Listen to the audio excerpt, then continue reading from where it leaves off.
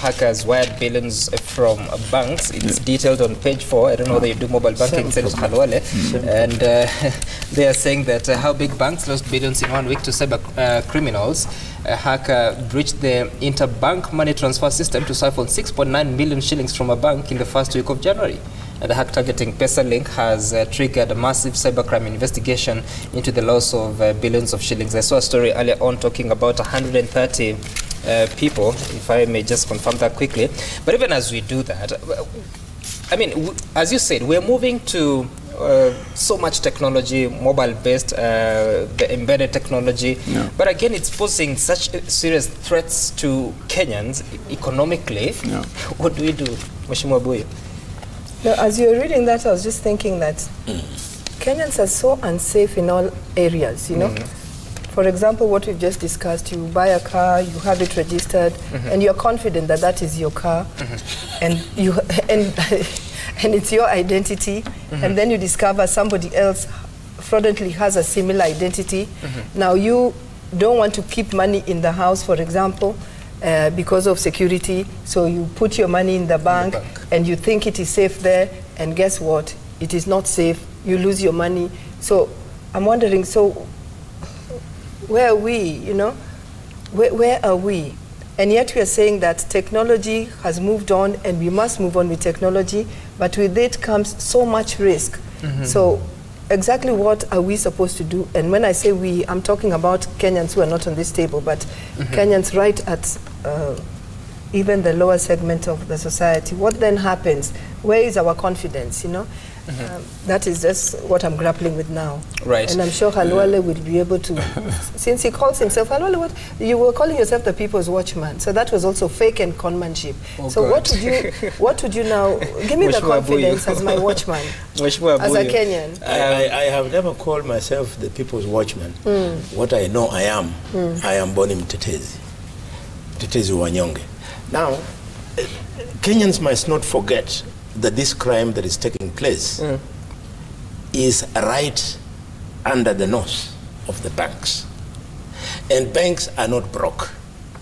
Banks have got money. These banks have got no excuse whatsoever. They must be on the cutting edge of technology to this extent. Basically, this is cybercrime. To fix it, you need to work with the anti-banking fraud unit of the police. I do not see why banks cannot support that department in the police unit financially, so that these people, because they'll be helping the banks, these people can be given more sophisticated training both locally and abroad. Basically, that is what is required. If they do not keep themselves on the cutting edge, this will never stop. When they splash these things to us in headlines, what are they expecting us to do? We can do nothing. As Honorable Rosa is saying, she has put her money in the bank, she's gone to sleep. She cannot be expected to do anything more than that. So it's up to the banks to work with the anti-banking fraud unit of the police to ensure that they are on the cutting edge, they beat these criminals. And these criminals are not going to go away. They are here. They are even in the U.S. I know of a case in the U.S., I can't know the details, but something like this. A clever young man was able to recover 0.00001% of a dollar from each account. You see, if you take 0.00 something from a customer's account, even if the customer sees that movement, it doesn't touch him. But when he multiplied that with the billions of accounts in the US, the guy turned out to be the richest fraudster ever. Maybe someone just a quick one on that one. You know, that's a big debate globally. I'm sure you know that. In the whole world, that's one of the major contestations. There are countries, for example, like in Norway, in Finland, and where there's a big movement now of anti-digitization and anti-automation. You know, whereby they're saying we no longer want to go this way. Give us our old-time style. You know, where I go with my shillings and I remove and actually there was a documentary that was doing rounds whereby people are given the option in a restaurant queue, and you can go and pay the way we pay with M-Pesa, or you swipe your card and get your food, or you go and people literally refuse. They say, we are going to be true to the queue where I go and take my dollar and I give it, and you give me my change in hard currency. Now, if you look at, and I just want to summarize it quickly, because it's even a big debate, as you've said here, with us Kenyans. Starting from how now we are in the new style of digitally creating wealth. I am just trying to simplify it. I don't want to make it a big story. You know, whereby Senator Halwale walks into a bank and then he says, I want a loan of 10 million, and somebody goes behind a computer and punches numbers, and immediately Halwale is 10 million shillings richer without having to bring a penny himself. And then, and of course, the consequences of it all around. And maybe that's what one would be asking. Do we want to remain in our old system or not? But the answer would be that between the two thoughts, the digital one might eventually win because look at the effects of M-Pesa in our lives nowadays. Right. If you withdrew M-Pesa from our transactions in the economy, I mean, people can no longer live. I mean, if you withdrew SMSs, there's people that you're no longer going to be sending those digital texts to communicate. I mean, you would have the economy on its knees anyway. I mean, so what I'm saying is, I think we just have to keep up with it, in my view, and be ahead of. Right. It's a big debate. Right. I think that will need time. I just wanted to look at the steps that the anatomy of a cyber heist. And step one is that criminals gain access to bank systems through shared passwords or planted malware that opens a backdoor to the system. Then step two, the software, that is the malware, allows them to access the personal accounts or central payment switch where they can make transactions as if they are the system's administrator or customer. So sort of stolen identity. Step number three, money is siphoned from dormant or active accounts and routed to holding account, which is another dormant account or newly created one with a false identification detail. So once you aggregate all the money, then the money is again routed via internet and mobile banking to several beneficiary accounts and withdrawn over the counter via ATM or through mobile money using falsified identification documents. So it becomes such a chain. It's a chain, and what it also shows you, just like Senator Halwale was saying, it is about people, because all this is fed by people. Right. People with intentions to steal, people with intentions to fraud. So it is people feeding all this, you know. So then this is where we should be talking about integrity, you know.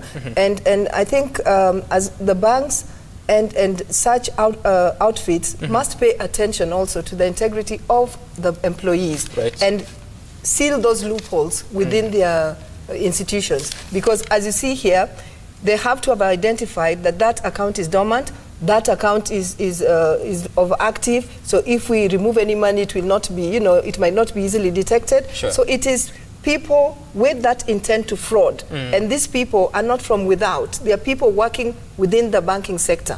So let's not leave this conversation without offering a possible solution to the Kenyans. You see, what can you do to avoid all this? If we are to do anything, we have to understand it, how it works. And that's why you heard I was saying, I was just touching on it. It is just simply the way we have now transitioned to own our wealth. If you asked Halwale when he was a young man, or even Rosa or myself, how did you count your wealth? Halwale would have told you that he counted his wealth in terms of cows. If he was to count his money, he had a small box where he used to keep money. And in the big banks, if you went to the central bank, they used to keep gold bars that you can touch and whatever. But now, if you want to ask all of us how much do you have, it is in the phone here and it is in digits. Yes. So you'll just punch here and it will tell you 1.9 million. That is how rich you are, just in those numbers. And now living in that cyber world, that is why these guys also have this field day, because they also, to steal from you, they just need to maneuver those numbers. They just go into the system, and just the way your bank manager punched some numbers to give you 1 million, they'll punch some numbers to take away 100,000. So what you're saying is we also have to, we can tackle this by making sure that our people are informed, including you, who is the banker, because that's now how that's how you count your wealth, that's how you preserve your wealth. You also must be informed now that you cannot just go and open your account, leave it there and not check it. I mean, either make sure that you that you are updated all the time, or get somebody who is conversant to be able to check. Right. Otherwise, people will withdraw your money when they are sitting in the comfort of their sitting rooms, because that is the kind of economy that we are operating in now. It's digitized. You know, Senator Halwale, don't ask yourself why it is no longer fashionable, or it is no longer the order of the day to see guys wielding AK-47 breaking into Standard Bank on Moy Avenue to carry money in a black vehicle in sacks. That is no longer the way it is done. So that is the reality of the day. Okay. Stealing now is done with your mobile phone in the comfort of your sitting room. Right. So I think that's a simple understanding that we need to have. Yeah. All right. And you see, the government cannot just sit there. What we are seeing happening in the banks is also happening within the government itself. Right there at the National Treasury, in an animal called IFMIS. Yeah, the young people are doing exactly the same thing. If you look at the photographs, yes, let me continue. if you look at the photographs of the suspects, majority of them are young people. Why? Because technologically they are free, as you've put it. And what's more, now children at the university are being specifically trained on these things. And a boy or a girl who is at the university is not just an ordinary youth. That is a top brain. So you can imagine a top brain, when he's given instruments which he can use to commit crime, he will do it very well. Yeah. Right, and I want us to move away from that topic. So what can we do to escape all this? Do we stay away from mobile banking, from banks? No. How do you deal with it? You can't. As a person who has a bank account at home, what do you do? I mean, I'm sure Rosa wanted to say something, but you know, the answer is very simple.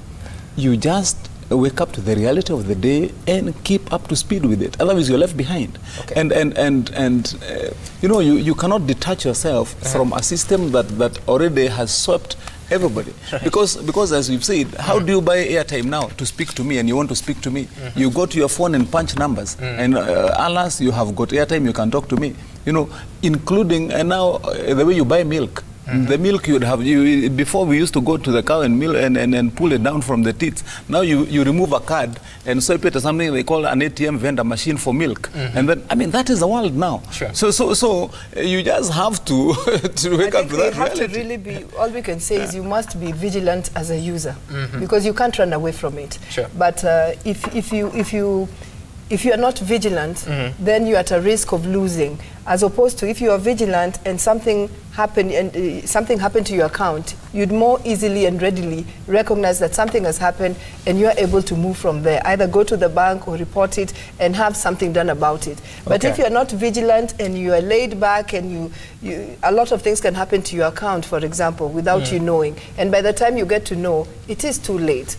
So we just must be vigilant as users. We can't say that let's go back to the old days or let's ignore technology, because we are in a world where technology is advanced and we just have to use it. Okay, let's quickly go through. There's something very important from members of parliament. They are members of parliament. There's also something you can do, and you must do. Okay. You must go and look at the law as it is now, so that it is crystal clear that this kind of theft, when it happens to my account, the law protects me, so that the liability sits with the bank. If somebody steals from an account where I am, there's no way the loss should be transferred to me. It should be, the money should remain to me, and the bank should take that liability. Okay. I know of a member of staff in Parliament who 2 months ago had 1.5 million shillings removed from her account, because somebody in the bank saw her buying Forex and asked her, where are you going? The poor girl just said, oh, I'm going to Canada. And they realized this lady is not in the country. So during that period, they just wiped the account, 1.5 million shillings. So we need that you members of parliament, you look at the law, you refine it a little bit, so that liability sits purely with the bank. That's a good point to leave the conversation at. I hope you will take that assignment.